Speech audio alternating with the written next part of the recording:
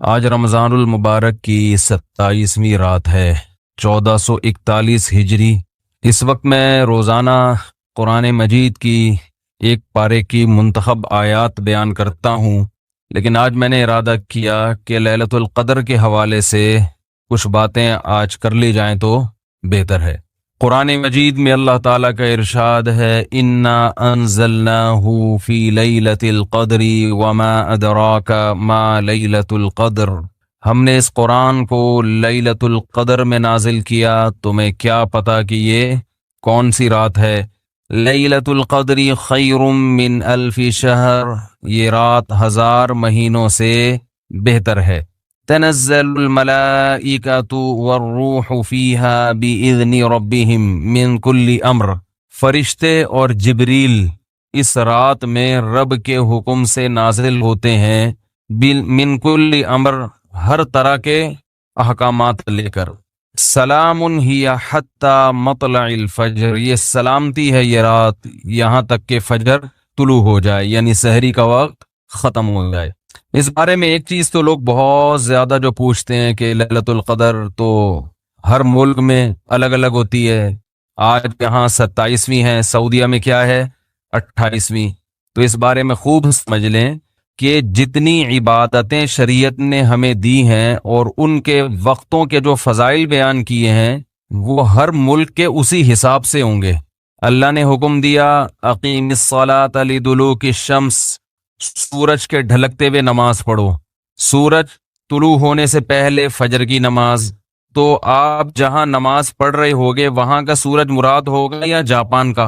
بولو نا بھائی، کیا ہو گیا بھائی؟ جاپان میں ہو تو جاپان میں سورج طلوع ہو رہا ہے، پاکستان میں ہو تو پاکستان میں۔ ابھی جاپان میں تو پتہ نہیں کیا ٹائم ہو رہا ہوگا۔ تو جیسے نمازوں کے اوقات ہر ملک کے اپنے حساب سے ہوتے ہیں، سعودی عرب میں فجر کا ٹائم جب داخل ہوتا ہے تو ہمارے ہاں فجر گزر چکی ہوتی ہے، اشراق کا وقت بھی ختم ہو چکا ہوتا ہے۔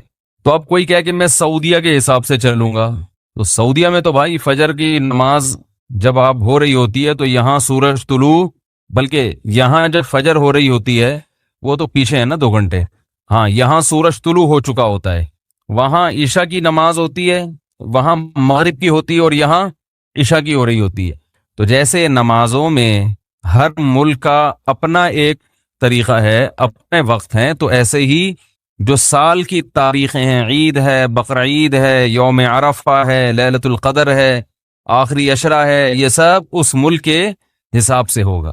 جیسے جیسے جس ملک میں عشاء کا وقت داخل ہوا تو اللہ نے جو خاص پیکیج رکھا ہوا ہے اپنے بندوں کے لیے، وہ پیکیج اس ملک کے لیے اسٹارٹ ہو گیا، ہر نیکی کا ثواب ہزاروں گنا بڑھا دیا گیا۔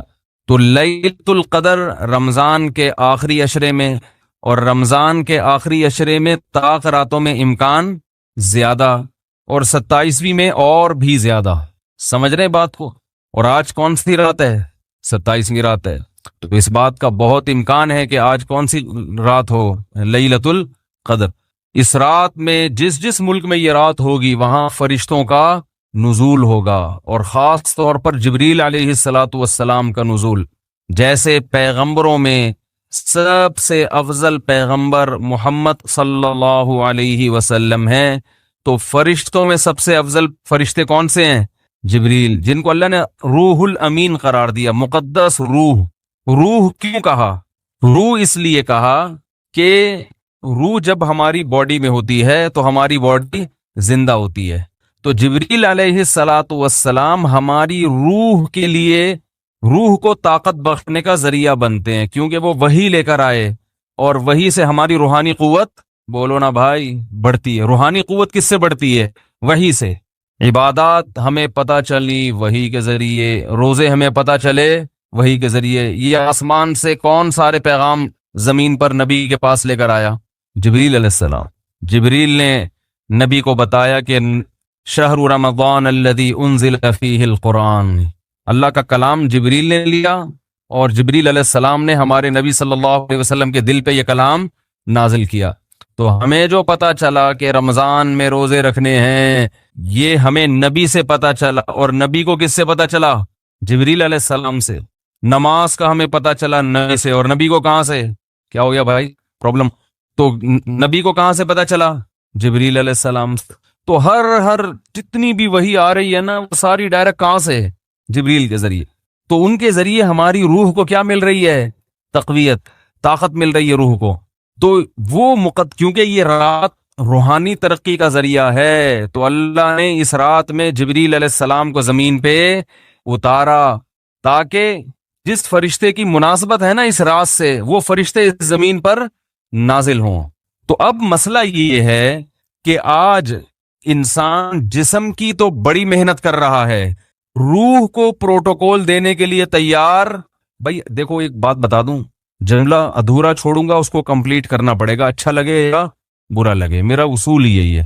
تو میں بول رکوں تو ایک دم آگے کمپلیٹ کر دیں جملہ، مجھے ایک اندازہ تو ہو نا کہ دماغ حاضر بھی ہے، سن رہے ہیں، ٹھیک ہے نا؟ تو ہر ایک کا خپل طریقہ ہوتا ہے نا بیان کا، ہمارا یہی طریقہ ہے بیان کا۔ جملہ مکمل چھوڑوں، آپ نے کمپلیٹ کرنا ہے اس کو، مجھے احساس رہتا ہے کہ ماشاءاللہ غور سے سن رہے ہیں۔ تو یہ اللہ نے ہمیں راتیں کیوں دی؟ اللہ نے ہمیں رمضان کیوں دیا؟ تراویح کیوں دی؟ تہجد کیوں دی؟ غیر مسلموں کے پاس یہ چیزیں ہیں؟ نہیں ہیں۔ وہ صبح اٹھیں گے، جاگنگ کریں گے، روح کے لیے، باڈی کے لیے۔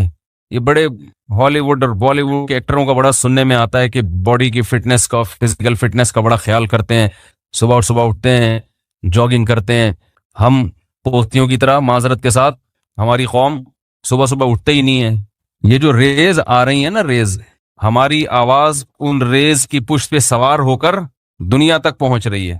اچھا تو چارجنگ ختم ہو گئی تھی کیا؟ تو میں یہ عرض کر رہا تھا کہ فنکار، اداکار لوگ اپنی فٹنس کا بہت زیادہ خیال کرتے ہیں۔ آج کل ہر آدمی اگر کرتا ہے تو اپنی باڈی کی فٹنس کا تو خیال کرتا ہے۔ صبح اٹھ کے جاگنگ کریں گے، ڈائٹنگ، یہ نہیں کہ پراٹھے کھا رہے ہیں آلو کے، تمیز سے کھائیں گے، 1 گلاس دودھ، پھر 2 انڈے ہاف بوائل، ٹھیک ہے نا، پروٹین لینے ہیں، پھر جو ہوتے ہیں نا ڈائٹ جن لوگوں کی۔ تو باڈی کی محنت تو آج کی جا رہی ہے، روح کو طاقت دینے کی کوشش نہیں کی جا رہی۔ حالانکہ انسان روح اور جسم دونوں کا مجموعہ ہے۔ بھائی ایک دفعہ اس کو لگا دیں، جو بار بار آپ اٹھ رہے بیٹھ رہے ہیں نا، میرا بڑا دماغ خراب ہو رہا ہے اس سے، یا تو اس کو بند کر دیں، کوئی ضروری نہیں ہے، ریکارڈ کر لیں ویسے ہی، اس سے جو ہے نا بہت زیادہ ڈسٹربنس ہوتی ہے۔ ہو گیا تو ٹھیک ہے، نہیں تو وہ دوسرا کیمرہ لا کے ریکارڈ کر دیں، اس کو بند کر دیں۔ تو کیا کہہ رہا تھا میں؟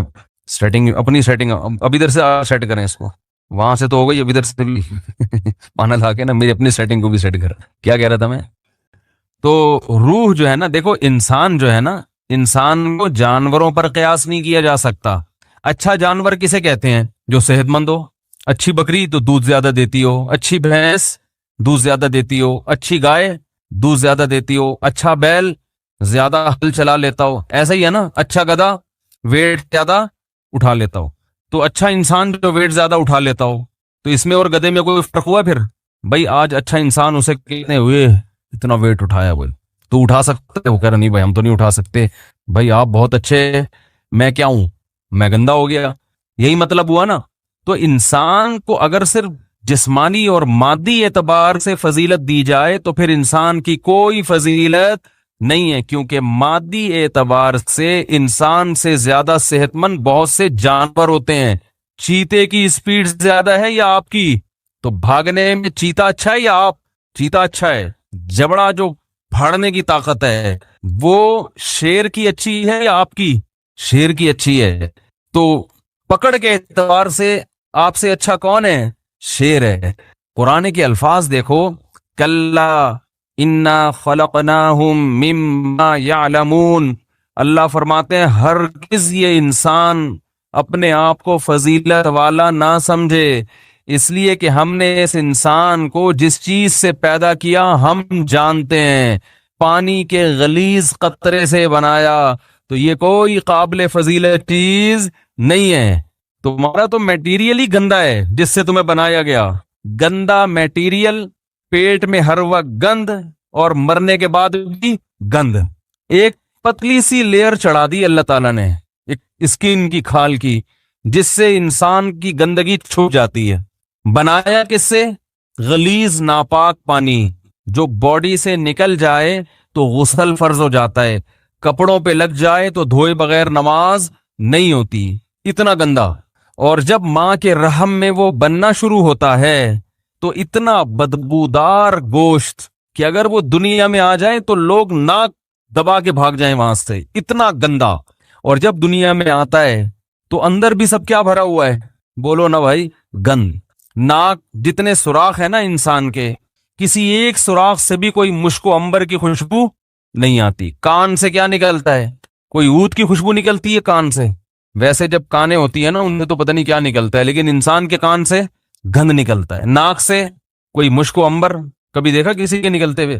بھئی ناک سڑکتا ہے تو خوشبو کے بھبوکے آتے ہیں، کبھی دیکھا؟ بول دو نا نہیں دیکھا تو کیا ہو جا رہا ہے اس میں۔ آنکھ سے کیا نکلتا ہے؟ سے بھی گند نکلتا ہے۔ تھوک منہ سے اور قضائے حاجت تو گند ہی گند، ہر جگہ سے گند نکل رہا ہے، اس لیے کہ اندر ہے ہی گند، بھرا وہی گند ہے۔ کاٹو تو خون نکلتا ہے، وہ بھی ناپاک، کپڑوں پہ لگ جائے تو نماز نہیں ہوتی۔ بس ایک اللہ نے ہلکی سی نا پرت چڑھا دی ہے، ایک ہلکی سی لیئر ہے اسکن کی، جس کی وجہ سے وقار قائم ہے۔ جیسے گندگی کے اوپر چمکیلا کپڑا ڈال دیا جائے تو وہ گندگی دیکھنے میں خوبصورت لگتی ہے، اسے ہٹا کے دیکھو گے تو پتا چلے گا اندر کیا ہے۔ اور فیوچر انسان کا یعنی پاسٹ کیسا ہے؟ پانی کا غلیظ قطرہ۔ پریزنٹ جو اس کی ابھی موجودہ حالت ہے اس میں بھی گند ہی بھرا ہوا ہے، ذرا سی ہوا خارج ہو جائے نا تو مجلس میں لوگ بھاگ جاتے ہیں۔ اور فیوچر کیا ہے؟ جیسے ہی سانس بند ہوگی فوراً لاش سڑنا اور گلنا شروع۔ یہ چودھری صاحب ہیں، یہ وڈیرے صاحب ہیں، یہ چیف ہیں، یہ جناب پرنسپل صاحب ہیں، یہ ہیڈ ماسٹر ہیں، جو بھی ہو بھائی آپ، جیسے ہی روح نکلی گند ڈھیر میت جو ہے نا ایک دم سڑنا شروع ہو جاتی، آنکھیں ابلنا شروع ہو جائیں گی، ہاتھ خود بخود کرنا شروع۔ اتنی بدبو لاش کبھی دیکھی ہے؟ کس قدر بدبو ہوتی ہے اگر کوئی پرانی لاش پھٹ گئی ہو۔ اس لیے حکم ہے اس کو مٹی میں جا کے دباؤ۔ کیڑے کھانے، آنکھوں میں کیڑے، کان میں کیڑے، ناک میں کیڑے گھس رہے ہوتے ہیں کھانے کے لیے۔ یہ بڑے بڑے حسین اور جمیل لوگوں کا یہ حال ہوتا ہے۔ تو اللہ فرماتے ہیں کہ انسان تجھے جو میں نے فضیلت دی ہے وہ فزیکل فٹنس کی وجہ سے نہیں دی ہے، اس وجہ سے نہیں دی ہے کہ تیرے پاس وسائل بہت ہیں، وسائل کی وجہ سے بھی نہیں کہ تو بڑا پیسے والا ہے۔ انسان کو اللہ نے فضیلت دی ہے روحانی زندگی کی وجہ سے۔ جس کی روح اچھی ہوگی جسم سے نکلنے والے اعمال اچھے ہوں گے، روح گندی ہوگی جسم سے نکلنے والے اعمال گندے ہوں گے۔ کہتے ہیں نا موسیقی روح کی غذا ہے، گندے لوگوں کی روح کی غذا ہے، اچھے لوگوں کی روح کی غذا قرآن کی تلاوت اور ذکر اللہ ہے۔ ہمارے حضرت جب ذکر کیا کرتے تھے نا عجیب کیفیت ہو جاتی تھی۔ ایک شعر پڑا کرتے تھے، دم رکا سمجھو اگر دم بھر بھی یہ ساغر رکا، میرا دور زندگی ہے یہ جو دور جام ہے۔ کیا زبردست شعر ہے۔ اللہ کے ذکر کو نا شراب سے تعبیر کیا ہے، جیسے شرابیوں کو شراب محبوب ہوتی ہے نا، اور شراب خانے میں جب وہ جاتے ہیں، مے خانہ جسے کہتے ہیں، آواز صاف آ رہی کہ نہیں آ رہی؟ مے خانے میں شرابی جاتے ہیں تو شراب کے جام چل رہے ہوتے ہیں، ادھر ایک پیا ختم ہوا لیا دوسرا پیا، ٹھیک ہے نا؟ تو جیسے شرابی کو شراب سے عشق ہوتا ہے اور وہ کہتا ہے دم رکا سمجھو، کہہ رہے سمجھو میرا دم رک گیا، دم بھر بھی یہ ساغر رکا، ایک دم کے لیے بھی اگر یہ دور رک گیا تو میرا دم ختم، میں مر جاؤں گا، میں برداشت نہیں کر سکتا۔ میرا دور زندگی ہے یہ جو دور جام ہے، یہ جو شراب کا دور ہے نا یہی میری زندگی کا بھی دور ہے۔ میرے بلڈ کی جو سرکولیشن ہے وہ اسی سرکولیشن کی وجہ سے جو شراب کے پیالے جو گھوم رہے ہیں۔ تو حضرت اللہ کے ذکر کے بارے میں یہ شعر پڑھا کرتے تھے کہ اللہ کے ذکر کی ہمیں ایسی لت پڑ گئی ہے، ایسا چسکا لگ گیا ہے جیسے شرابی کو شراب کا چسکا لگتا ہے۔ تو حضرت بڑے مزے سے ذکر اللہ کے بارے میں یہ شعر پڑھا کرتے تھے، دم رکا سمجھو اگر دم بھر بھی یہ ساغر رکا، کہ اللہ تیرے نام کی لذت اور تیرے نام کا چسکا ہمیں ایسا لگ گیا ہے کہ دنیا کی کوئی بھی نعمت ہم سے چھین لی جائے ہم مریں گے نہیں، کوئی ہم سے تیرا نام لینا چھڑوا دے، کوئی ہماری زبان پہ تیرا ذکر کرنا ہم سے چھڑوا دے، ہم ایک سیکنڈ کے لیے بھی زندہ نہیں رہ سکتے۔ یہ کیفیت ہوتی کس کی بھائی؟ اہل اللہ کی، جن کی روح پاکیزہ ہوتی ہے، اور جن کی روح ناپاک ہوتی ہے، جب تک وہ اداکاراؤں کے ڈانس اور ناچ نہ دیکھ لیں اور ان کے ناچ گانے کا میوزک نہ سن لیں، ان کی روح کو تسکین، بولو نا بھائی، نہیں ملتی۔ تو روح کی بات ہے، جیسے ہیروئنچی کو اور شرابی کو اس کی باڈی کو تسکین ہیروئن اور شراب سے ملتی ہے، لیکن جس انسان کو اس گندگی کی عادت نہیں ہے اسے تسکین کے لیے شراب اور ہیروئن کا سہارا نہیں لینا پڑتا، اسے تو بدبو آتی ہے، اسے تو گھن آتی ہے۔ تو مسئلہ ہی سارا کس کا ہے بھائی؟ روح کا ہے۔ تو اللہ تعالیٰ نے جبریل علیہ الصلاۃ والسلام کے ذریعے انسان کی روح کو طاقت دی ہے۔ تو روح پاکیزہ بنتی ہے برے اعمال کو چھوڑنے سے اور عبادت کرنے سے، اور جیسے جیسے عبادت کرتا ہے انسان، روح اور زیادہ پاکیزہ ہونا شروع ہو جاتی۔ یعنی اگر آپ کی روح میں پاکیزگی نہیں ہے تو آپ عبادت شروع کر دو، پیدا ہونا شروع، اور جیسے جیسے پاکیزگی آئے گی، عبادت جو مشکل لگ رہی تھی وہ عبادت آسان ہونا شروع ہو جائے گی۔ تو آج باڈی کی طرف تو ہماری قوم کی تو نہ باڈی کی طرف توجہ ہے نہ روح کی، لیکن میں تو ان لوگوں کی بات کر رہا ہوں جو لبرل لوگ ہیں، وہ روح کو تو بالکل فوکس کرتے ہی نہیں ہیں، اور ہمارے ہاں تو نہ روح کی فکر اور نہ جسم کی فکر، کسی چیز کی فکر لیس، ٹینشن فری زندگی۔ ٹینشن تو فری نہیں ہے لیکن فکر فری کہہ سکتے ہیں، جس کی وجہ سے ٹینشن ہی ٹینشن، کیونکہ جب نہ ادھر کے نہ ادھر کے تو پھر ظاہر ہے کھا کھا کے دھماکے سے پھٹ جائیں گے، اور روحانی زندگی کا تو بیڑا غرق۔ تو رمضان میں اللہ تعالی دیکھو روح کو طاقت ملتی ہے نفس کے خلاف مجاہدہ کر کے۔ جب آپ دنیا میں دو نظریات چل رہے ہیں، جو مذہب مخالف لوگ ہیں نا، وہ کہتے ہیں انسان کی ہر خواہش پوری ہونی چاہیے، ان کی پوری دوڑ دھوپ اور قانون سازی اسی کے لیے، مکان سستا ہو جائے، روٹی سستی ہو جائے، کپڑا سستا ہو جائے، ہر ایک کا علاج فری ہو جائے، یہ ہو جائے وہ ہو جائے، جس کے جو دل میں خواہش آئے وہ خواہش پوری ہو جائے۔ اسی کو انٹرٹینمنٹ کہتے ہیں، اسی کو عیاشی کہتے ہیں۔ اسلام نے ہمیں بتایا ہے کہ تم جتنی خواہشات پوری کرو گے، ہر خواہش مزید خواہشات کو پیدا کر کے جائے گی۔ جیسے کورونا وائرس کے کہتے ہیں نا 1 سے 100 ہو جاتے ہیں، اب جس نے پہلا وائرس پیدا کر دیا یا خود بخود ہو گیا قدرت کی طرف سے، تو بس ایک دفعہ کیا، اب وہ ملٹی پلائی، بولو بھائی، ہوتا چلا جا رہا ہے نا۔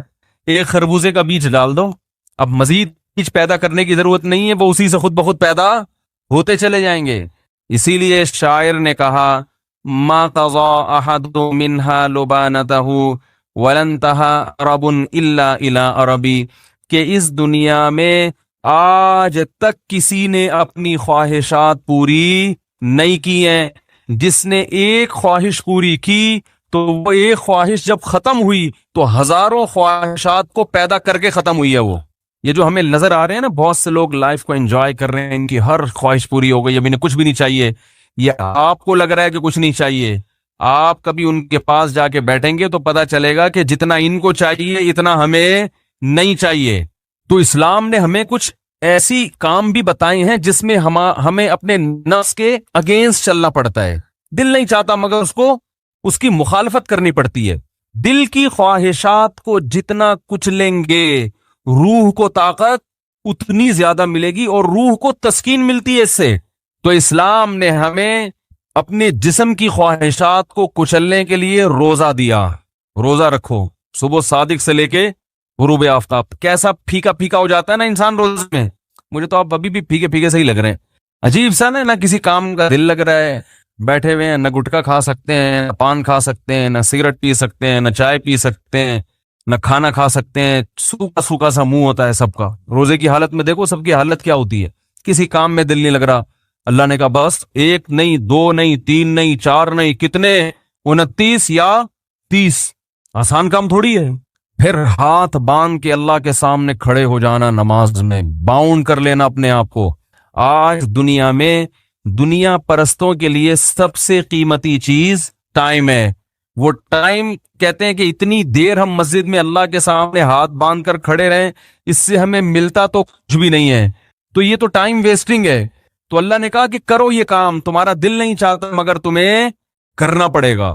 تو جب انسان بار بار اپنی خواہشات کے اگینسٹ چلتا ہے نا، تو اس کی روح کو طاقت ملنا شروع ہو جاتی۔ اتنی روحانی قوت، اتنی روحانی قوت اس کے اندر پیدا ہوتی ہے، وہ کچھ کر کے دکھاتا ہے جس کا لوگ تصور نہیں کر سکتے تھے۔ یہ جو اسلاف کے واقعات ملتے ہیں، عشاء کی نماز میں کھڑے ہوئے اور فجر تک نماز پڑھتے رہے، یہ تو تواتر سے ثابت ہے۔ بعض لوگ اس کا مذاق اڑاتے ہیں کہ یہ ممکن نہیں ہے، اور بعض کہتے ہیں وہ حدیث میں تو آتا ہے کہ جس نے ایک دن میں 3 دن سے کم میں قرآن ختم کیا اس نے سمجھا ہی نہیں۔ اس حدیث کا مطلب کیا ہے وہ میں کسی اور موقع پہ بتاؤں گا، ورنہ وہ سارا موضوع چینج ہو جائے گا۔ اسلاف سے، صحابہ سے تواتر کے ساتھ ثابت ہے کہ ایک ایک رات میں، ایک ایک رکعت میں پورا قرآن ختم کیا انہوں نے۔ حدیثوں کا مطلب جو ہے نا، پروفیسروں سے مت پوچھو، یہ صحابہ اور تابعین سے پوچھا کرو کہ کون سی حدیث کا کیا مطلب ہے۔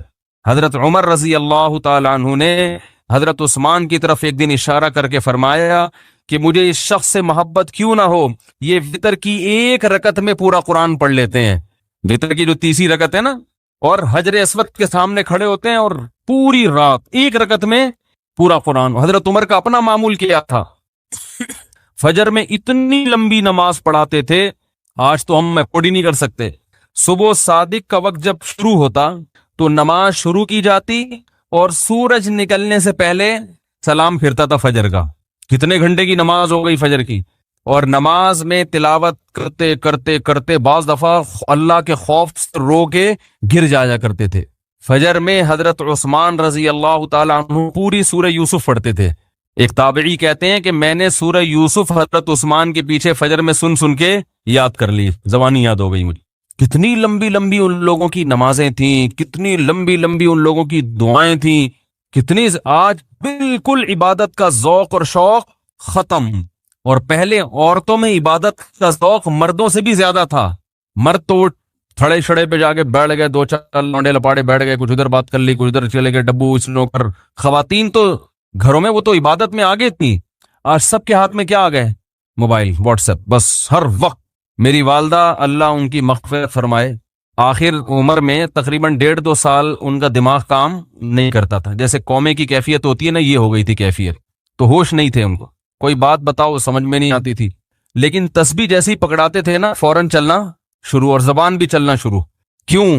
لاشعور میں یہ چیز بولو نا بھائی بیٹھ گئی، کیونکہ زندگی بھر تسبیح پڑھی ہے نا، تو اب ہوش نہیں ہے، تو جیسے ہی تسبیح ہاتھ میں آئے اللہ کا نام شروع۔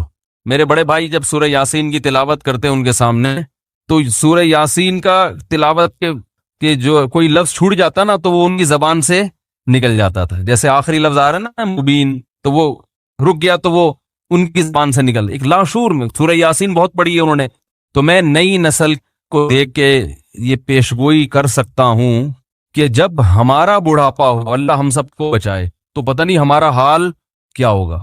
ہوش میں نہیں ہوں گے، کوئی تسبیح لا کے پکڑائے گا تو ایسے لگے گا جیسے یہ پتھر ہے، جیسے ہی موبائل لا کے پکڑائیں گے نا، ٹھک چلنا، فوراً سب سے پہلے لاک کھلے گا اس کا۔ حقیقت بتا رہا ہوں میں، کیونکہ لاشعور میں یہ چیز بیٹھ گئی ہے۔ موبائل ہے، فیس بک، واٹس ایپ، یوٹیوب، ایک دم چلنا شروع، ٹک ٹک ٹک ٹک، میسج بازیاں، اور بھائی کیا کر رہی ہو، دوپٹہ کہاں سے خریدا، خواتین کی نا چاہے قومے میں ہو یا کچھ بھی ہو، اللہ بچائے سب کو قومے میں جانے سے۔ جو کام زندگی بھر کیا ہوتا ہے، جب انسان ہوش میں نہیں ہوتا تو وہی کام اس کے سامنے آنا شروع ہو جاتا ہے۔ علماء نے بیان کیا کہ کئی دنیا میں حافظ ایسے ہیں کہ مرتے ہوئے ان سے کہا جا رہا تھا کہ کلمہ پڑھو تو گانا گانا شروع کر دیا انہوں نے۔ حافظ قرآن تھے مگر قرآن کی تلاوت نہیں کرتے، گانوں اور فلموں کو فوکس کیا ہوا تھا۔ موت کے وقت کلمہ نہیں نکل رہا زبان سے، گانے گا رہے ہیں، انہیں بتایا جا رہا ہے کہ پڑھو کلمہ، نہیں گانا گا رہے ہیں۔ تو اللہ کے عذاب سے بچنا چاہیے بھائی، کچھ عادی بنائیں۔ ہم یہ نہیں کہہ رہے کہ ہمارے اسلاف جیسے پوری پوری رات عبادتیں کیا کرتے تھے ایسے ہی کریں، کچھ تو عادی بنائیں اپنے آپ کو اللہ کے سامنے رونے ہونے کا، کچھ تو اللہ کا نام لینے کا اپنے زبان کو عادی بنائیں۔ جو تبلیغ والے تسبیحات بیان کرتے ہیں، جو صحیح احادیث سے ثابت ہے کہ 100 مرتبہ صبح لا الہ الا اللہ وحدہ لا شریک لہ لہ الملک ولہ الحمد وہو علی کل شیء قدیر، اور بعض روایت میں یحیی و یمیت وہو حی لا یموت۔ یہ حدیث میں تبلیغ والے تو تیسرا کلمہ بتاتے ہیں، یہ کلمات حدیث میں آتے ہیں۔ آپ صلی اللہ علیہ وسلم نے ارشاد فرمایا جس نے 100 دفعہ یہ کلمہ پڑھا اس سے زیادہ نیکیاں پورے دن میں کوئی شخص نہیں کما سکتا، سوائے اس کے جو اس سے بھی زیادہ مرتبہ پڑھے۔ تو ذکر سے محبت پیدا کریں. آج ذکر کی لذت نہیں ہے, بس وہیں بیٹھ کے وہ ٹی وی بھی دیکھ رہے ہیں, فلم بھی دیکھ رہے ہیں, اور تسبیح چل رہی. کیسے پیارے کلمات ہیں, کیسا مزہ آتا ہے ان کلمات پڑھنے میں. لا الہ الا اللہ, کوئی عبادت کے لائق نہیں سوائے اللہ کے. کتنا اللہ تعالیٰ خوش ہوتا ہے کہ جب ساری دنیا مجھے بھول گئی ہے, ہر وقت دولت کی باتیں, پیسے کی باتیں, مکان کی باتیں, پلاٹ کی باتیں, اس سے اتنے پیسے لینے, اس کو اتنے پیسے دینے ہیں, وہ کاروبار بند ہو گیا, اس کو کھولنا ہے, یہ کرنا ہے, وہ کرنا ہے, ہر وقت 24 گھنٹے.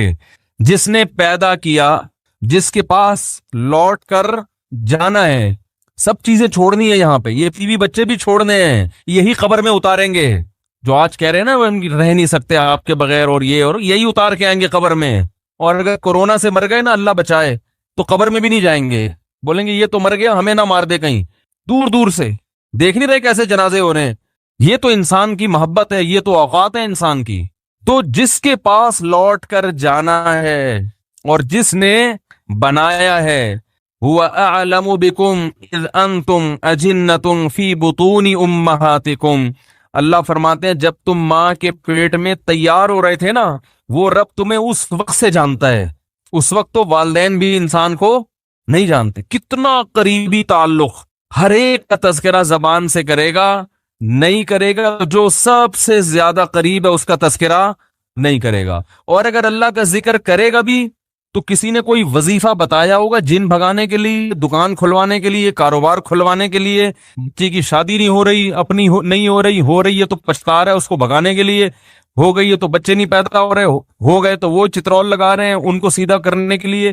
اللہ کو خوش کرنے کے لیے, اللہ کی محبت میں اللہ کا نام لذت سے لینے کے لیے کہ مجھے بس اس سے محبت ہے, اس کا نام لینے میں مجھے مزہ آتا ہے, اس نیت سے ذکر کرنے والے مارکیٹ میں بہت شارٹ ملیں گے آپ کو, بہت کم لوگ ملیں گے.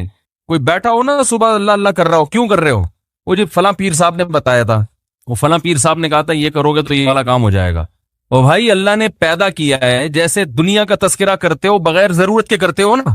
خواتین جب آپس میں ملتی ہیں دوسرے کا لباس دیکھتی ہیں, بہن کہاں سے خریدا, کتنے کا خریدا, ضرورت ہوتی ہے, حالانکہ جیب میں ایک پیسہ بھی نہیں ہوتا خریدنے کا. لیکن محبت جس چیز سے ہوتی ہے اس کا تذکرہ کرنے میں انسان کو, بولو نا بھائی, مزہ آتا ہے. مرد جب آپس میں بیٹھتے ہیں تنخواہ پوچھ رہے ہوتے ہیں, کیسا چل رہا ہے بزنس, کیا ہو رہا ہے, کتنا پروفٹ ہوا. جس چیز سے محبت ہے انسان کو اس کا نام لینے میں مزہ آتا ہے. یہ مزہ اللہ کا نام لینے میں بھی پیدا کر لیا جائے اپنے دل میں, تو وہی کیفیت ہوگی کہ دم رکا سمجھو اگر دم بھر بھی یہ ساغر رکا. میرا دور زندگی ہے جو یہ جو دور جام ہے. حضرت فرمایا کرتے تھے, ہمارے حضرت جب بیان کرتے نا اور اللہ کی محبت میں کبھی کوئی شعر سنا دیا تو پورا موضوع ان کا چینج ہو جاتا تھا. جیسے میں شادیوں پہ آتا ہوں نا اگر, تو پورا موضوع میرا کیا ہو جاتا ہے, ارے جہنم کی بات چل رہی ہو, وہاں کی ہولناکیاں چل رہی ہوں, سانپ بچھو, اور کسی نے شادی کی بات کر لی تو ہمارا پورا ٹاپک چینج ہو جاتا ہے نا. تو ہمارے حضرت کا جب بیان ہوتا تھا کہیں سے اللہ کی محبت کا کوئی تذکرہ آ گیا, اللہ کی نعمتوں کا, پورا بیان چینج. اور پھر حضرت فرماتے تھے کہ کچھ نہ, پھر یہ شعر پڑھتے تھے, کچھ نہ رستے کا پتہ ہم کو نہ منزل کی خبر, کچھ نہ رستے کا پتہ ہم کو نہ منزل کی خبر, جا رہے ہیں جس طرف ہم کو لیے جاتا ہے دل. یعنی ہمیں نہیں پتہ اب ہم نے کہاں جانا ہے, اب تو ہمیں دل لے کے جدھر جا رہے ہیں ہم وہاں چل رہے ہیں, دل گھسیٹ رہے ہیں. تو اللہ کی محبت میں یہ حال کہ اب دل جہاں لے کے جائے گا وہاں, تو دل تو یہی کہہ رہا تھا بس اللہ کا تذکرہ کرو بیٹھ کے. تو اسی طرح یاد رکھیں, یہ جو اہل اللہ جو دعا مانگتے ہیں یہ دنیا داروں کی عادت ہوتی ہے. دعا مانگ رہے ہیں قبول نہیں ہو رہی, ہم تو کام ہی نہیں بن رہا, 20 سال سے شادی کر رہے ہیں شادی نہیں ہو رہی, 20 سال سے کاروبار کی دعا مانگ رہے ہیں, کاروبار نہیں مل رہا, 25 سال سے یہ دعا مانگ رہے ہیں, یہ نہیں ہو رہی. یہ دنیا داروں کی عادت ہے. اہل اللہ کہتے ہیں دعا مانگنے کی توفیق مل رہی ہے, بس اس سے بڑی کوئی نعمت نہیں ہے, کچھ نہ ملے ہمیں. حضرت عمر رضی اللہ تعالیٰ عنہ کا قول ہے نا کہ مجھے اس سے غرض نہیں ہے کہ میری دعائیں قبول ہو رہی ہیں کہ نہیں ہو رہی, مجھے اس کی فکر ہوتی ہے کہ دعا مانگنے کی توفیق مل رہی ہے کہ نہیں مل رہی. اگر اللہ اپنے سامنے ہاتھ اٹھا کر دعا مانگنے کی توفیق دے رہا ہے, اتنی بڑی نعمت ہے کہ اس نعمت کے بعد مزید ہمیں کچھ نہیں چاہیے. بھائی اللہ توفیق دے میرے سامنے ہاتھ اٹھا کے مانگو, تو یہ ہر ایک کو تھوڑی ملتی ہے توفیق. آج دنیا میں دعائیں مانگنے والے سب سے کم ہیں, سب سے کم. ایک تو مانگتے نہیں, اوپر سے مانگتے ہیں تو ایسے بد دلی کے ساتھ کہ وہ دل ہی نہیں لگ رہا ہوتا ان کا. اور پھر 2-4 دفعہ مانگے, بولے قبول, جا کے دیکھیں قبول ہوئی ہے کہ نہیں ہوئی ہے. رزق مانگے کہ اللہ مجھے اس کی حلال کشاد عطا فرما, اس کے بعد بٹوے نکال کے چیک کر رہے ہوں گے, یار کچھ بھی نہیں آئے, ویسے کہ ویسے ہی ہے. کاروبار لاک ڈاؤن کی وجہ سے ٹھپ ہوا ہوا ہے, بزنس کا بیڑا غرق ہوا ہوا ہے. تو بھائی جو اہل اللہ ہیں وہ کہتے ہیں دیکھو جتنا تعلق دعا کے وقت انسان کا اللہ کے ساتھ ہوتا ہے نا, اتنا کسی اور چیز میں نہیں ہوتا. براہ راست اللہ سے اپنی زبان میں مانگ رہا ہے. بھائی ذکر میں تو کم از کم اتنا ہوتا ہے کہ ترجمہ نہیں آتا تو پتہ ہی نہیں ہوتا کیا پڑھ رہا ہوں میں, لیکن جب دعا مانگ رہا ہوتا ہے تو براہ راست اللہ سے تعلق, تو یہ تو بہت گہرا تعلق ہے. تو دعاؤں میں جان ختم, دعاؤں میں لذت, بولو نا بھائی, ختم. جب اللہ سے تعلق ہی کمزور پڑتا چلا جائے گا تو بھائی پھر جو اللہ کو خوش کرنے کے لیے جو اعمال اللہ نے بتائے وہ کہاں سے پورے ہوں گے, وہ تو ہو ہی نہیں سکتے پورے. تو اس لیے ذکر اللہ کو ہلکا نہیں سمجھنا چاہیے. میں وہ ترجمہ بتا رہا تھا کہ چوتھے کلمے کا لا الہ الا اللہ, کوئی عبادت کے لائق نہیں سوائے اس اللہ کے, لہ الملک, اسی کے لیے بادشاہی ہے, وَلَهُ الْحَمْدُ, تعریف صرف اسی کے لیے. یہ جو کہتے ہیں فلاں بھی اچھا, فلاں پیسہ اچھا, فلاں کی گاڑی اچھی, فلاں کی بلڈنگ اچھی, فلاں کا پلاٹ اچھا, بحریہ ٹاؤن کا مکان اچھا, اسلام آباد کی رہائش اچھی, تو لہ الحمد, اے اللہ تعریف کے قابل صرف کون ہے تو, باقی سب مٹی فنا ہونے والی چیزیں. تو بھائی بحریہ ٹاؤن کا جو مالک ہے کل وہ بھی قبر میں اترے گا. ہم اور آپ کس کھیت مولی ہیں؟ 2-4 بنگلے بن گئے بحریہ ٹاؤن میں, 8-10 پلاٹ ہو گئے, وہ آدمی تمیز سے بات کرنا ہی چھوڑ دیتا ہے. بات میں بتا رہا ہوں, بحریہ ٹاؤن میں رشتہ لینے بھیجے گا, بحریہ ٹاؤن میں پلاٹ, تو رشتہ لینے بھیجنے کی پھر ضرورت نیٹ پہ ڈال دے, ٹھیک ہے نا, ایسا ہی ہے نا. رشتے خود آئیں گے, دھکے دے دے کے آئیں گے, ہٹو بھائی. آپ کے لیے وہ جو لوگ مجھے کہہ رہے ہوتے رشتہ تلاش کر رہے ہیں, مل نہیں رہا, میں کہہ رہا ہوں تمہاری جیب میں کچھ ہے ہی نہیں تو رشتہ کہاں ملے گا. کہہ رہے ہیں استخارہ بھی نکال لیا پھر بھی نہیں مل رہا. استخارہ نہیں نکالو, پیسے نکالو, پیسے نکالو گے تو رشتہ ملے گا. اور اگر پیسے نہیں ہیں تو پیغام بھیجو, صبر کرو, اگر کوئی قبول کرے ٹھیک ہے, نہیں کرے تو صبر کرو. دنیا مسافر خانہ ہے بھائی, 4 شادیاں کرنی ہیں, لیکن جو جس چیز کی چاہت ہے ضروری تھوڑی کہ وہ پوری بھی ہو جائیں. کوشش کرنے کا میں مشورہ دیتا ہوں. شادی ہو بھی جائے گی اس کی کوئی گارنٹی نہیں ہے, اور ہو کے نبھا بھی پائیں گے اس کی بھی کوئی گارنٹی نہیں ہے. اب لیلۃ القدر میں شادی پھر شروع ہو گئی, تو مسائل یہی چل رہے ہیں نا. تو اللہ کا کیا فرمایا کہ لہ الملک ولہ الحمد, اے اللہ تیرے لیے ہی بادشاہی اور اسی کے لیے حمد. یحیی و یمیت, اتنا زبردست قدرت والا کہ جس کو چاہتا ہے زندگی دیتا ہے اور جس کو چاہتا ہے مار دیتا ہے. حیات بھی ہماری مرضی سے نہیں, پانی میں انسان بنا کے ماں کے پیٹ سے باہر نکال دیتا ہے. یہ زندگی ہے, ہم اپنی مرضی سے بنے ہیں, اور ایسے تصرف جانے کا ارادہ ہوگا نہیں لیکن اللہ لے جائے گا. کیسی اڑیاں رگڑو, یہ جتنے لوگ دنیا سے گئے ہیں یہ اپنی مرضی سے تھوڑی ہیں. کیسے بڑے بڑے وڈیرے ہوتے ہیں, کیسے بڑے بڑے پاورفل طاقتور لوگ ہوتے ہیں, دنیا ان کے اشاروں پہ چلتی ہے, لیکن جب جانے کا وقت آتا ہے پوری ایڑی چوٹی کا زور لگا لیتے ہیں, مگر موت اپنے شکنجے گاڑ لیتی ہے, چھوڑتی نہیں ہے نا موت. وَهُوَ حَيٌّ لَا يَمُوتُ, وہ زندہ ہے, اس پر کبھی موت نہیں آئے گی. وَهُوَ عَلَى كُلِّ شَيْءٍ قَدِيرٌ, اور وہ ہر چیز پر قدرت رکھتا ہے. تو یہ کلمات 100 دفعہ ترجمہ سوچ کے, مفہوم سوچ کے, صرف اللہ کو خوش کرنے کے لیے, اس نیت سے کہ اللہ کی محبت کی چنگاری ہمارے دل میں پیدا ہو جائے, تو ارادہ کرتے ہو کہ نہیں کرتے بھائی؟ زندگی بھر معمول بناؤ, 100 دفعہ صبح, 100 دفعہ شام. شیطان کیا کرے گا کہ جب آپ بیٹھو گے تو دل نہیں لگے گا آپ کا, کہو گے مفتی صاحب نے تو کہا تھا دم رکا سمجھو اگر دم بھر بھی یہ ساغر رکا. ذکر اللہ کی تو ایسی لذت ہے کہ 1 منٹ کے لیے زبان رک گئی تو ہمارا دم گھٹ گیا. ہمارا تو پڑھنے میں دم گھٹ رہا ہے, پھپھی کا فون آ رہا ہے, موبائل بار بار اٹھا کے چیک کر رہے ہیں, یار کس کا فون. آج کل ذکر کر رہے ہوتے ہیں نا, دیکھو تراویح میں ہر 2 رکعت کی بات بعض لوگ چیک کر رہے ہوتے ہیں, کچھ آیا تو نہیں ہے, خالہ کا فون ہے, پھپھی کا فون ہے, فلانے کا ہے, کیا ہے وہ سب. تو وہ تو اتنی ٹینشن ہے آج کل ذکر کرنا. آپ کہیں گے مفتی صاحب نے فون کیا, مفتی صاحب نے بیان کیا تھا کہ دم رکا سمجھو اگر دم بھر بھی یہ ساغر رکا, تو آپ کا دل نہیں لگے گا. تو چھوڑنا نہیں ہے, دل لگے یا نہ لگے, تھوڑے دنوں کے بعد اس کی لذت دیکھو، ٹیسٹ گین کرنا پڑتا ہے نا. مجھے یاد ہے جب یہ ڈیو نئی نئی آئی نا تو پیپسی والے ڈیو فری میں بانٹ رہے تھے، کیونکہ پہلی دفعہ ڈیو پینا ایسے لگتا ہے جیسے کھانسی کا شربت پی رہے ہیں. ایسا ہی تھا نا، لوگ نہیں پی رہے تھے، انہوں نے فری بانٹی. ہماری قوم ایسی ہے، فری میں آپ بلیچ بھی پلاتے ہیں تو پی لے گی بھائی، فری ہے نا، پیسے تھوڑی خرچ ہو رہے ہیں.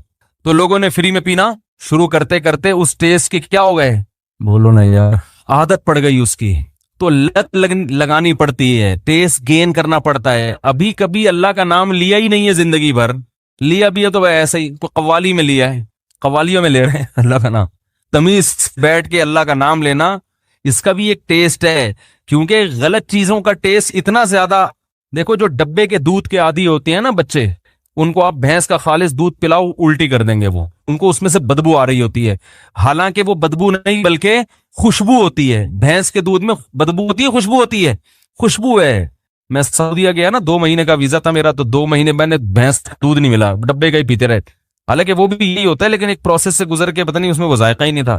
جب میں یہاں آیا کچن میں جاتے ہی میں نے جیسے ہی دودھ کی دیگچی کا ڈھکن ہٹایا ہے، جو خوشبو کے جھونکے آئے ہیں، میں نے کہا یار کیسا پیارا دودھ ہمیں اللہ نے دیا ہے. فوراً گلاس بھر کے پیا، اتنا ذائقے والا دودھ ہے یہ. تو جو ڈبے کے دودھ کا عادی ہو اسے بھینس کا دودھ پہلے 1 چمچ پلاؤ، دیکھو الٹی تو نہیں کر رہا، پھر 2 چمچ، آہستہ آہستہ آہستہ آہستہ، پھر اسے ایسا چسکا لگے گا کہ ڈبے کا اس کو اچھا نہیں لگے گا. جس بچے کو دیسی گھی کھانے کی عادت نہیں ہے تو اسے آہستہ آہستہ دیسی گھی چٹانا پڑتا ہے. تھوڑے دنوں میں دیسی گھی کی لذت سے مانوس ہو جائے گا، پھر اسے یہ دوسرا گھی اچھا نہیں لگے گا. عرب زیتون اتنا کھاتے ہیں، انہیں زیتون نہ ملے تو مر جائیں. ہمارے یہاں زیتون کسی کو کھلاؤ وہ کہتا ہے یہ کیا کڑوا. تو ایسے ہی یاد رکھو، انسان اپنی زبان کا ذائقہ خراب کر دیتا ہے. تو اللہ کا ذکر کرتے کرتے کرتے کرتے کیا ہوگا، ٹیسٹ گین ہو جائے گا. آپ کو بتائے جو آزان سننے کے عادی ہیں ان کو یورپ میں، امریکہ میں بڑی ٹینشن ہوتی ہے کہ بہت دنوں سے آزان کی آواز نہیں سنی، کیونکہ ان کے کان اس ٹیسٹ کے عادی ہو چکے ہوتے ہیں. فضاؤں میں اللہ کا نام گونجتا ہوا سنائی نہیں دے رہا. جب فجر کے وقت خاموشی ہوتی ہے نا، کیسے مختلف مسجدوں سے اللہ کا نام فضاؤں میں گونجنا شروع، ادھر سے آواز آتی اللہ اکبر اللہ اکبر، ادھر سے آواز آتی اللہ اکبر اللہ اکبر، ادھر سے آواز آتی ہے. ہم اس ٹیسٹ کے عادی ہو چکے ہیں. ہمیں یہ آواز اگر نہ آئے تو ہماری طبیعت میں بے سکونی ہوتی ہے. ہمارے کزن ایک امریکہ میں ویڈیو کال پہ بات کر رہا تھا ان سے پہ، تو میرا گھر تو مسجد کے بالکل اوپر ہے، اذان کی آواز بہت تیز آتی ہے الحمدللہ. تو میں جب بات کر رہا تھا، بات کرتے کرتے عشاء کی اذان ہو گئی، تو وہ اذان کی آواز ان کو آئی، کہہ رہے آج میں نے 10 سال کے بعد براہ راست اذان کی آواز سنی ہے. ان کو سکون مل رہا تھا. تو بھائی روزانہ یہ کلمہ یا سبحان اللہ والحمد للہ ولا الہ الا اللہ واللہ اکبر، یہ تیسرا کلمہ ہے، یہ پڑھ لیں صبح بیٹھ کے. نبی صلی اللہ علیہ وسلم نے فرمایا یہ تیسرا کلمہ جسے کہا جاتا ہے نا، یہ اللہ کو اتنا محبوب ہے کہ سورج جن چیزوں پہ طلوع ہوتا ہے نا، ساری کائنات پہ ہی طلوع ہوتا ہے نا، تو ان سب سے زیادہ محبوب اللہ کو یہ کلمات ہے. سبحان اللہ، اللہ ہر عیب سے پاک ہے.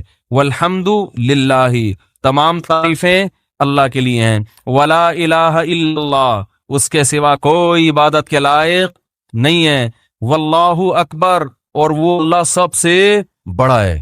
تو یہ کلمات پڑھنا کس نیت سے ہے بھائی؟ شادی ہو جائے، بولو نا، کاروبار میں برکت ہو جائے. تو کچھ اللہ سے جو وحشت ہو چکی ہے نا، کأنہم حمر مستنفرہ. نبی صلی اللہ علیہ وسلم جب لوگوں کو اللہ کی طرف بلاتے تو یہ ایسے بھاگا کرتے تھے نا اللہ کا تذکرہ سن کے. تو اللہ نے فرمایا ایسے ہیں جیسے وحشی گدھے ہوتے ہیں نا. وحشی گدھا زیبرا کو کہتے ہیں. جب آپ جنگل میں جائیں، میں تو گیا ہوں، میں نے زیبرے اپنی آنکھوں سے دیکھے، جیسے ہی تھوڑا سا قریب جائیں گے وہ بہت دور بھاگ جائے گا، کیونکہ وہ آپ سے مانوس نہیں ہے. جنگل کے جانور مانوس نہیں ہوتے. اللہ قرآن میں شکایت کر رہے ہیں انسان کی کہ ان کو اللہ سے اتنی وحشت ہے، اللہ کو پہچانتے ہی نہیں ہے، کہ جب ان کے سامنے اللہ کا تذکرہ کیا جائے، اللہ کی بات کی جائے، ایسے بھاگتے ہیں جیسے وحشی گدھے. تو یہی حال ان لوگوں کی ہے جو اللہ کے ذکر سے مانوس نہیں ہے. علماء یہ کہتے ہیں کہ اللہ کے ساتھ نا جذباتی محبت کی ضرورت ہے.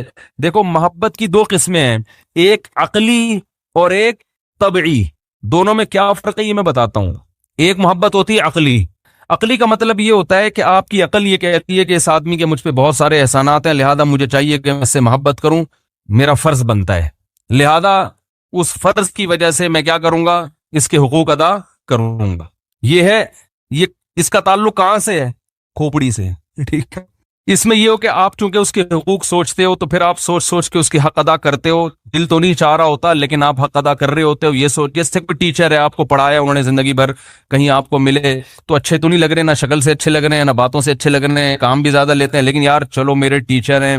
اسلام میں ٹیچروں کا بڑا احترام ہے، ہمارا کلچر بھی کہتا ہے کہ ٹیچرز کا خیال کرنا چاہیے، تو چلیں ان کو میں کچھ گفٹ ہی دے دوں. دل تو نہیں چاہ رہا لیکن چلو یار ٹیچر کو بھی کی خدمت کرنی چاہیے.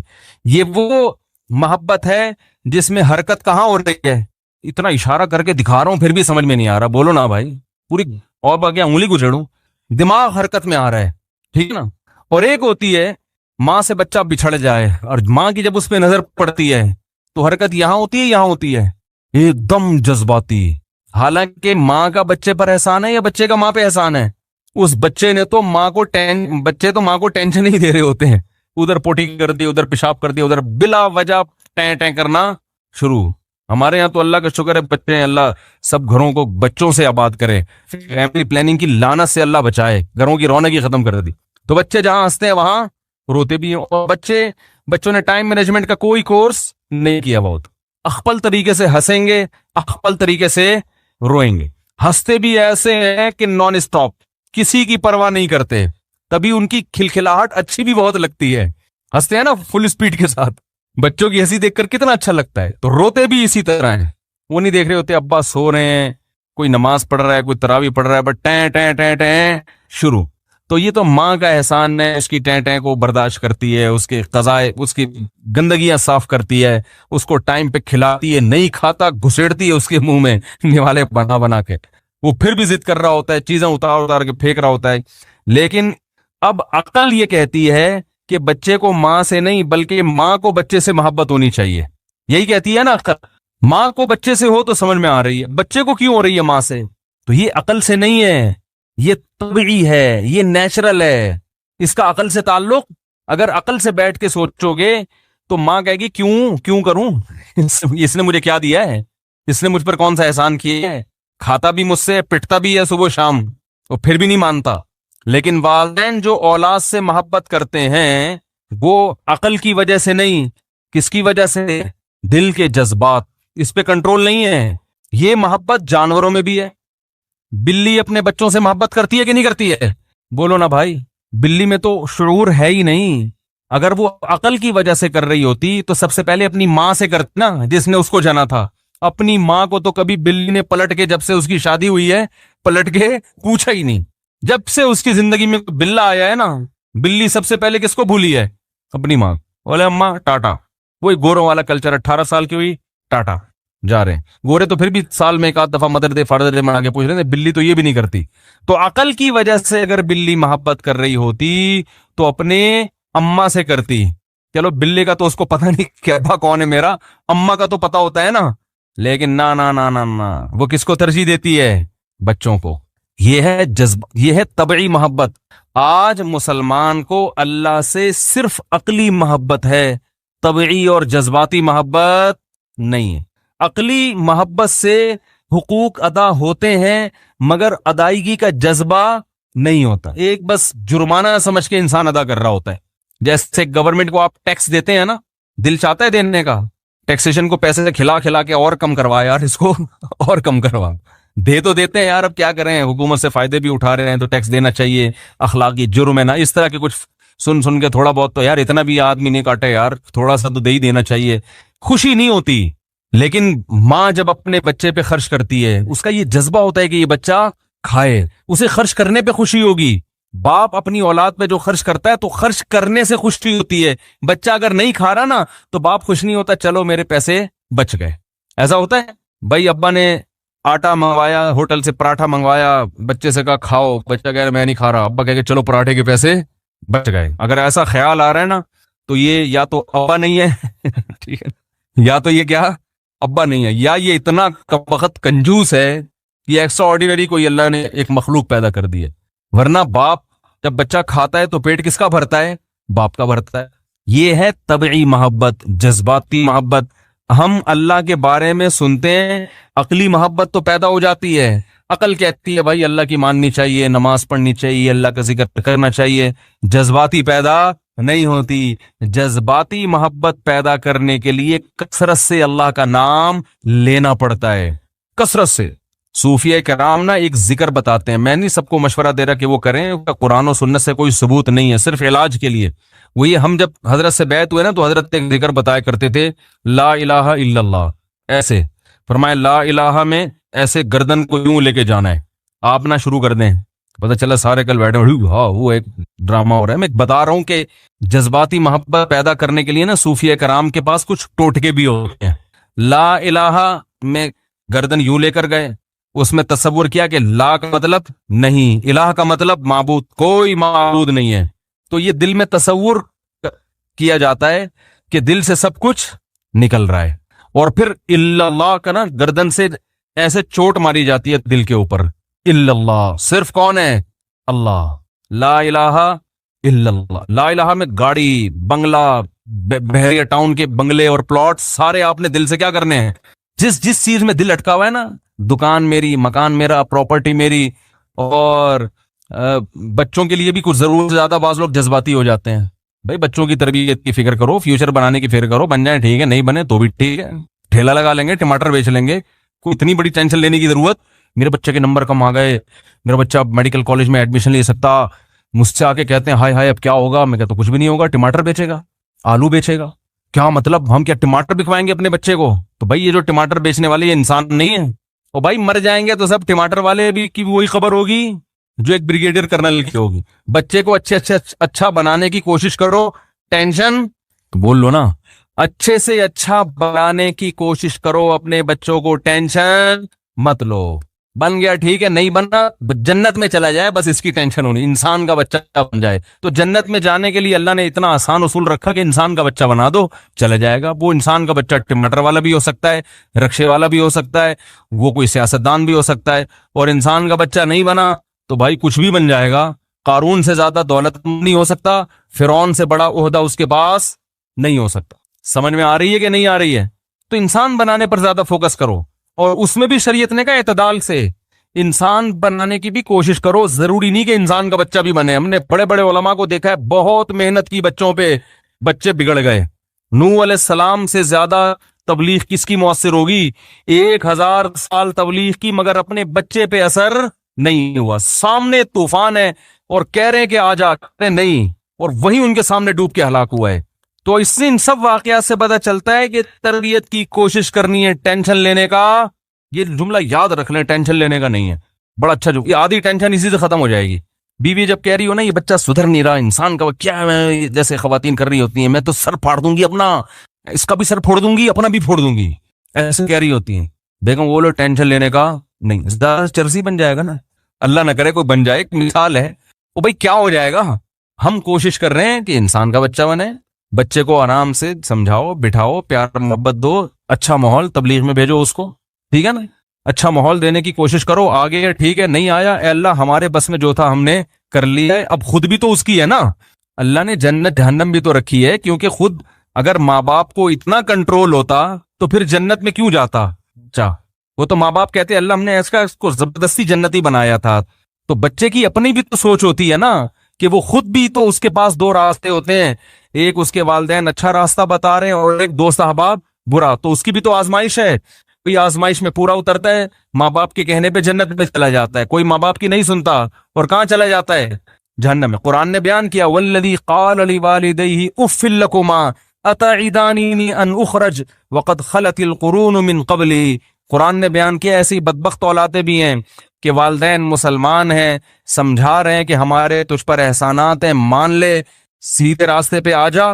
تو قرآن کہہ رہا ہے بچہ والدین کو تانا دے رہا ہے تمہارے اوپر تف ہے. والدین کو کیا کہہ رہا ہے؟ والدین کو برا بلا کہہ رہا ہے. اتعداننی ان اخرج، تم یہ کہتے ہو کہ میں مر کے ہڈیاں ہو کے ختم ہو کے دوبارہ زندہ ہو جاؤں گا. ایسا نہیں ہو سکتا. جو ایتھیس لوگ ہیں جن کے والدین مسلمان ہیں، وہ بچے اپنے والدین کو ایسے ہی تانے دیتے ہیں، تو وہ کہہ رہے کتنے لوگ مر گئے آج تک کوئی زندہ نہیں ہوا، ہم کہاں سے زندہ ہوں گے؟ تو ایسے بدتمیز اولادوں کا بھی قرآن میں اللہ نے ذکر کیا ہے۔ تو اس لیے بچے کی تربیت کی کوشش، نتیجہ کس پہ؟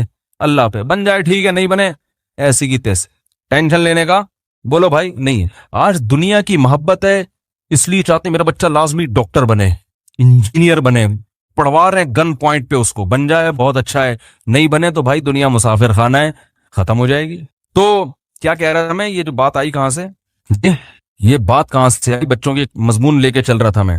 ہاں، میں یہ کہہ رہا تھا کہ جب لا الہ الا اللہ حضرت ہمارے بتاتے تھے نا ذکر کا، لا الہ الا اللہ، لا الہ میں گردن ادھر لے کر گئے، دل سے اللہ کے علاوہ سب کچھ بولو بھائی نکل گیا۔ تو حضرت فرماتے تھے جس جس کی محبت ہے نا، جس کی وجہ سے انسان اللہ کو ناراض کر رہا ہے، ان تمام کو تصور کرو کہ دل سے نکال کے باہر، کک آؤٹ۔ اس میں اب آپ کیا نکالیں گے؟ بحریہ ٹاؤن کا پلاٹ۔ لا الہ، معبود سے یہاں آپ مراد لے لیں محبوب۔ سب سے زیادہ محبت کس سے کی جاتی ہے؟ معبود سے نا۔ تو ایک تو حقیقی معبود ہے، وہ تو اللہ ہی ہے، لیکن آج بہت سارے مجازی معبود بھی ہیں۔ قرآن کہہ رہے لوگوں نے خواہشات کو بھی خدا بنایا ہوا ہے۔ افرأیت من اتخذ الہہ ہواہ، اللہ فرماتے ہیں بہت سے لوگ ایسے ہیں جن کا معبود ان کی خواہشات ہوتی ہیں، جن کا الہ کیا ہوتی ہیں؟ بولو نا، خواہشات۔ تو وہ خواہشات، کسی سے حرام عشق ہے، وہ دولت میں دل اٹکا ہوا ہے، پلاٹوں میں اٹکا ہوا ہے، تو لا الہ میں تصور کیا کرنا ہے؟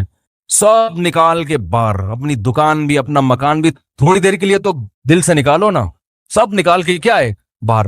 باپ کو اشکال ہو گیا جب سبھی باہر نکال دیا تو دکان تو گئی، بول لو نا یار، کون بیٹھے گا صبح دکان پہ؟